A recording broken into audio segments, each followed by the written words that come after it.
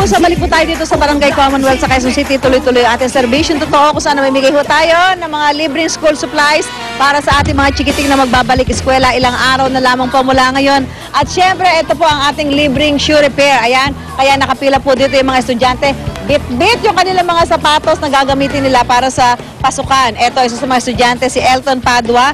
Tingnan niyo naman yung sapatos niya, talagang tanggal-tanggal na. Ayan, no? Ito ba, Elton, gagamitin mo? Opo. Anong grade ka na? 1. Kasama natin yung ating mga nag-shoe repair. Yan ba, kuya? May pag-asa pa?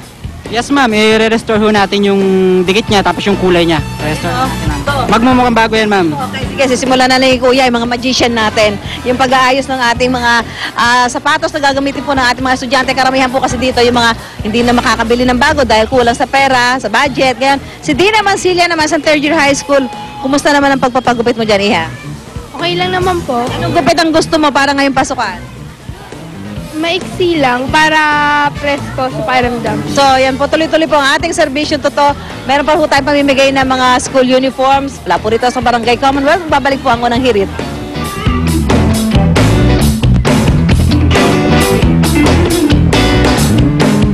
Right mga kapuso, alam mo, one way para maturo nyo yung inyong mga anak maging responsable, ipaalaga nyo sila ng sariling pet. That's right. Now, pag nagagastos kayo, pag medyo sa tingin nyo magastos ang pagbibili ng bagong pet katulad ng mga pusa or aso, there's one way na pag-uusapan natin ngayon na halos libre.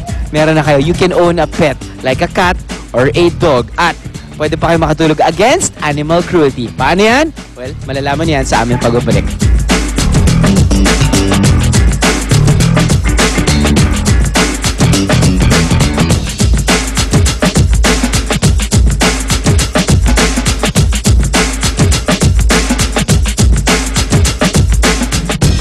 Salamat sa aming sponsors, Ultra Mega Supermarket,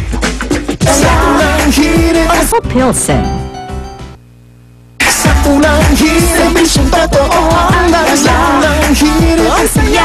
Alright, welcome back sa unang hirit mga kapuso. Good morning once again. Alam mo, sa hirap ng buhay ngayon, medyo marami sa atin ay parang, I guess, wala na tayong pera para mag-alaga ng aso or pusa. Oh, that's true. But then again, syempre, bilang part ng pamilya eh. Kasi, di ba nagiging nagsisilbi silang anak minsan, kapatid, That's right. mga anak natin. So, it's nice to adopt also. And for that, We can make a difference in their lives talaga. That's why we have here May Felix, that's right, Education and Campaign Specialist ng PAWS or Philippine Animal Welfare Society. Good morning, May! good morning! Good morning. Good morning, Drew. Good morning, Lynn. Good Okay, morning. we have our friends here. Furry friends. Furry friends with stories. Yes, Okay. yes. So these are our animals from the PAWS Animal Rehabilitation Center and they're ready for adoption, Oo. as you mentioned. So, yung mga gustong mag-adopt, pwedeng tumawag sa PAWS, right? Yes. Okay, pero syempre nagtataka yung mga tao, teka, saan ba galing itong mga animals na ito? Okay, so it's a good thing you asked, no, Lynn? Kasi actually, yung mga dogs na to and cats, they have really wonderful stories, as you mentioned. These cats and dogs were rescued from cruelty and neglect situations. So, just to, if you want, I can start Yes. off. Yeah. I can start off with the first dog. That's William. So, Okay, bulag yung isang mata Halos niya lahat eh. ba to ay askal? yes, the term that we use now is aspin. Yun, Aspin. Yun. Okay. We want to call them aspins because we want to promote, syempre, Asong Pinoy, yung parang ganyan. asong Pinoy. Yes. Exactly. Hindi asong kalye. Correct. Okay, so ito nasa kanan natin, bulag yung isang mata niya. Yeah, so William suffered severe mange or galis and also infection sa eye. So our veterinarian dun sa PAWS shelter decided na to operate on the eye, just close it so that it doesn't get infected. So William is one of our longest staying dogs at the shelter. He's been there for more than 2 years. Yon. And then next we have Rudolph. Si Rudolph actually was rescued when he was still a puppy. He was actually run over. So if you can see, marami tayong mga cases na ganyan, because sometimes yung mga owners, they let their dogs out, which is not supposed to be the case. So, pilay na yung isang, so isang paa niya, permanente na yung damage. Yes, no? medyo Pilay na nag-suffer siya. na siya ng muscle damage. Okay. Kaya hindi na gumagaling. But he's very active, he's very playful. He'll be a good companion with somebody who's active also. Yeah. How about the third dog? Okay, this is Miles. Now, a very heartwarming story also. And speaking of heart, Miles is a survivor because he survived from heartworm disease. So it's a long treatment. Recovery for him. So we were very fortunate that Miles actually had a sponsor for his heartworm treatment. So, ayun, we invite also people na if they want to donate to the shelter, they can also help us, no? There, actually, pinapakita natin ngayon yung mga This one before is pictures. Crumpy. Nire-rescue niyo. Crumpy. Oo. Alright, so the next dog is Crumpy. Rescued siya, actually, alam mo, There you this year go. lang, New Year's Eve. New Year's Eve, on top of a flyover, almost run over by a car. He was very iniwan siya, disoriented. Nagpapaputok siguro siya. He was So, helping iniwan out. lang siya doon. And then, And Tasha. Tasha naman, siguro it was just really neglect and a cruel treatment of Tasha. His tail was cut off. And it wasn't treated so that it was so infected. We had to operate also. why would they do that? Kasi alam ko yung mga pusa minsan talaga kinakat nila, di ba? Pero dogs? Yeah, siguro they just wanted a shorter They're just tail. really cruel? So, Okay, like for example, I want a dog. How can I help? I want a cat. How can I help? What number do I call? yes, they can call 475-1688 or they can email at philpos@yahoo.com for adoption inquiries. So they have to print out the adoption application form back to back and then send it to us. Gusto ko lang talaga tanongin to. Siyempre may mga tao dyan na gusto ng pet.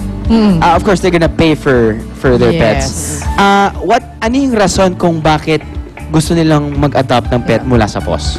Okay. So it's just really giving these dogs and these cats a second chance in life. So it's 500 pesos for cats There and you go. 1,000 pesos for dogs, but they will have shots already. So it's cheaper already and then makakatulong ka pa talaga. Yes. Oo. Dapat talaga anti-animal cruelty po tayo. Mahalin natin ang ating mga pets, di ba? They may save your life someday. That's Definitely. true. Thank you, Nix. Thank you so much. Thank to POS, you. good morning. And to, of course, you, to our friends here with their pets, thank you so much also. Pabalik po agad ako ng hirit. Diyan lang kayo.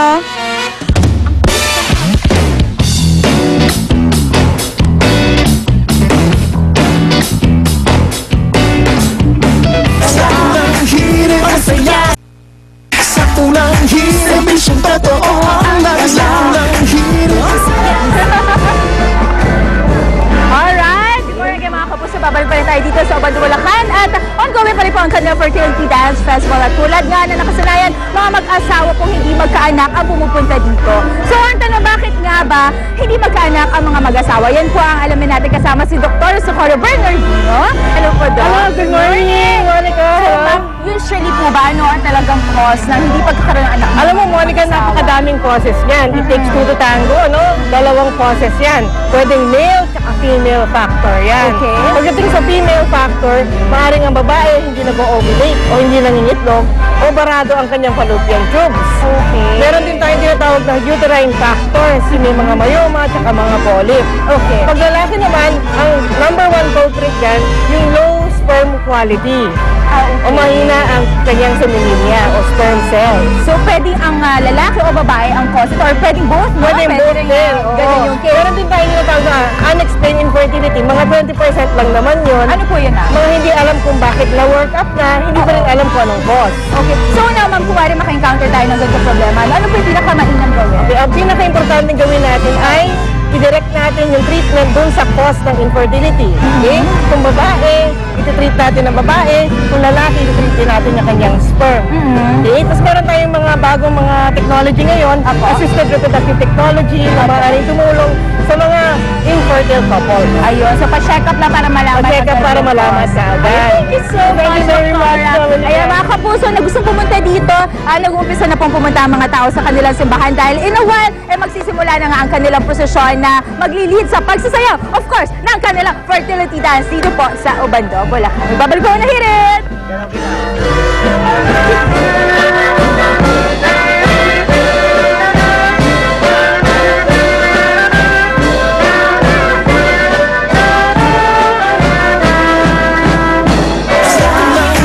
The country's largest bake shop chain.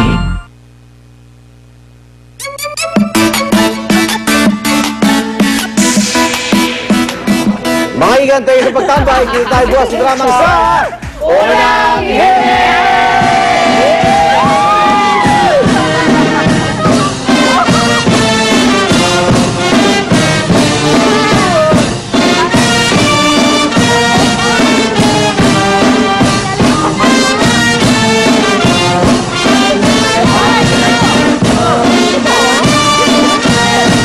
programang ito ay inhatid sa inyo ng Mercury Drug, gising 24 oras sa mga piling lugar.